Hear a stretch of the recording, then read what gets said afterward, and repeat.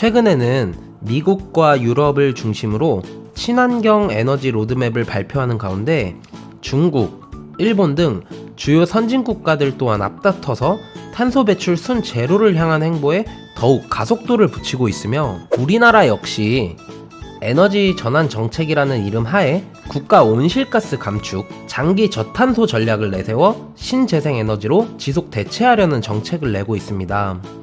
그러다 보니까 이러한 트렌드에 맞춰 주식시장에서도 신재생 에너지 섹터가 굉장히 핫했는데요. 특히 그 가운데서 관련 기업들의 주가의 행보를 보면 태양광보다는 풍력이 조금 더 강했던 것 같습니다. 그렇다면 이 풍력이라는 이 키워드는 당분간 힘을 더 유지하면서 순항할 수 있는지 한번 알아보는 시간을 갖도록 하겠습니다. 먼저 풍력 발전 관련 뉴스를 서칭하시다 보면 이런 문구를 많이 접하게 되는데요. 유럽에서는 2030년까지 해상풍력 60기가와트, 2050년까지 300기가와트를 설치, 그리고 미국은 기존 2050년까지 86기가와트를 설치. 이런 글귀만 놓고 봤을 때 전공자가 아닌 이상 투자 규모가 어느 정도인지 체감하기가 쉽지 않죠. 제가 이해하기 쉽게 설명을 드리면, 기가와트는 단위 중에 하나로서 와트라는 건 1초에 얼마나 에너지를 생산할 수 있는지 알려주는 단위인데요. 와트 단위 같은 경우는 1000와트가 1kW, 그리고 1000kW가 1메가와트, 그리고 1000메가와트는 1기가와트입니다. 즉 단위는 와트에서 킬로와트, 그리고 킬로와트에서 메가와트, 그리고 메가와트에서 기가와트로 커지는 것이죠. 그렇다면 앞에서 말한 유럽의 60기가와트, 미국의 86기가와트는 대체 어느 정도의 규모일까요? 이 규모를 이해하려면 또 다른 에너지원인 원자력 발전과 최근 핫한 태양광 발전에 대해서 먼저 이해를 해야 합니다. 원자력 같은 경우 가장 최근에 공사를 시작해 건설하고 있는 APR1400 원자로형이 현재 세계 최고의 원자로형으로 평가받고 있는 가운데, 우리가 잘 알고 있는 울산 신고리 원전 3호기와 4호기가 여기에 해당합니다. 자료를 보면 이들 원자력 발전소 대당 출력이 1400메가와트로서 기가와트로 환산을 하면 1.4기가와트입니다. 국내 4인 기준 한 달 평균 전기 사용량이 대략 300kW 수준인데 실로 어마어마한 양이라는 걸 알 수가 있죠. 그러면 또 다른 친환경 에너지인 태양광은 어떨까요? 대개 뉴스를 통해서 저수지 같은 곳에 엄청 많은 태양광 패널들을 보신 적이 있으실 텐데, 최근에는 경북 상주시에 오태 저수지에 건설한 수상 태양광 발전소를 보면 이렇게나 넓은 공간을 차지하고 있는데도 설계 출력은 고작 3메가와트밖에 되지 않습니다. 기가와트로 환산을 하면 0.003기가와트밖에 안 되는 것이죠.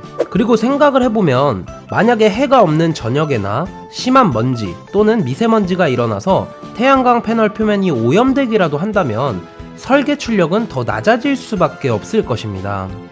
그리고 위에서 언급한 원자로 1개 호기와 비슷한 출력을 오태 저수지 태양광 발전소에서 내려면 약 467배에 해당하는 면적에 더 깔아야 하는 만큼 현재 태양광이 얼마나 효율이 떨어지는지 우리는 알 수가 있습니다.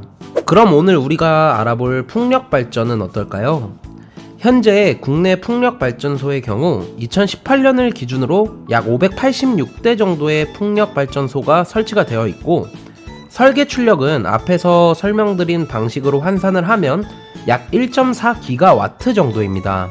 즉 1.4기가와트를 586대로 나누어 보면 풍력 발전기 한 대당 약 2400kW 정도의 출력을 낼 수 있다는 걸 알 수가 있으며, 현재 국내 풍력 발전소의 가동률이 30% 수준이라는 점과 국내 4인 기준 평균 전기 사용량이 대략 300kW라는 점을 감안을 했을 때 국내 풍력 발전기는 한 대당 약 1900가구가 한 달을 사용할 수 있는 에너지를 생산할 수 있다라고 보시면 됩니다.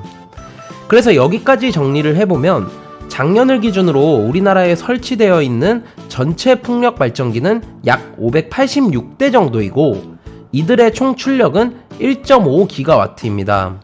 그리고 원자력 발전소 한 대당의 출력은 각각 1.5기가와트인 셈이죠. 즉 풍력 발전기 586대는 원자력 발전소 1개의 출력 에너지를 낼 수가 있고, 또 이 정도의 출력을 내려면 오태 저수지의 면적의 468배만큼의 태양광 발전소를 설치해야 한다는 것입니다. 그러면 아까 앞에서 말씀드린 유럽에서는 2030년까지 해상풍력 60GW, 2050년까지 300GW를 설치하는 것이 얼마나 큰 수치인지 감이 잡히시나요? 현재 우리나라에 전체 설치된 풍력 발전기에 수십 배 이상의 시장이 기다리고 있다는 걸 우리는 알 수가 있습니다. 국내 해상풍력 단지 규모에 대해서 조금 더 자세히 말씀을 드리면, 정부와 지방자치단체가 추진하고 있는 국내 해상풍력 단지 규모는 10년 이내에 약 13.6GW 수준까지 끌어올리겠다라는 것으로서 이 중 일부가 내년부터 시작될 것으로 보고 있습니다. 실제로 작년 11월부터 글로벌 해상풍력 1위 업체인 오스테드가 2026년까지 인천 영종도에 1.6GW 해상풍력 단지를 건설하겠다라고 발표했으며, 이는 현재 국내에 설치된 풍력 발전기 수준의 30%를 매년 설치하는 엄청난 규모입니다. 그리고 여기서 주목할 점은 우리나라는 육상풍력보다는 해상풍력 단지 조성에 조금 더 힘을 싣고 있다는 것인데요. 그 이유는 바로 해상의 풍속 때문입니다. 풍력 발전기가 가장 이상적으로 발전을 할 수 있는 풍력은 대략 7에서 8m/s로서 대표적으로 제주도만 하더라도 내륙 평균 풍속도는 약 2에서 4m/s인 반면 해상의 평균 풍속도는 최소 6m/s 이상이기 때문입니다. 즉 이런 이유로 육상 풍력보다는 해상 풍력을 선호하는 것이겠죠. 게다가 바다에는 주변의 바람을 막는 장애물 같은 것도 없기 때문에 발전 이용률 역시 육상보다는 해상이 유리합니다. 이제는 그럼 관련 기업도 한번 알아봐야겠죠. 우리나라는 풍력 그리고 해상 풍력에서 글로벌 수준의 경쟁력을 갖고 있는 회사들이 많이 있는데요. 대표 종목으로 꼽히는 LS전선 같은 경우 본업인 해저 케이블 사업을 하는 기업이 LS전선을 포함해서 전 세계에 4개밖에 없고, 해저 케이블은 해상 풍력 전체 설치 비용의 약 32%나 차지를 합니다. 그에 더해서 최근에 구리 가격까지 상승을 하면서 제품 판매 단가 상승 프리미엄까지 누리고 있고요. 이 밖에도 삼강 M&T 같이 풍력 발전기 구조물을 만들거나 CS 윈드처럼 하부 구조물, 풍력 타워 등을 생산하는 기업도 있습니다. 오늘은 풍력 발전에 대한 로직을 설명드렸는데요. 최근 주식시장에서 워낙 핫한 영역이다 보니까 생소한 산업임에도 불구하고 많이 듣고 접하셨을 거라 생각합니다. 다음 영상에서는 이와 관련된 기업 중 하나를 선정해서 집중적으로 파헤치는 영상으로 다시 인사를 드리도록 하겠습니다.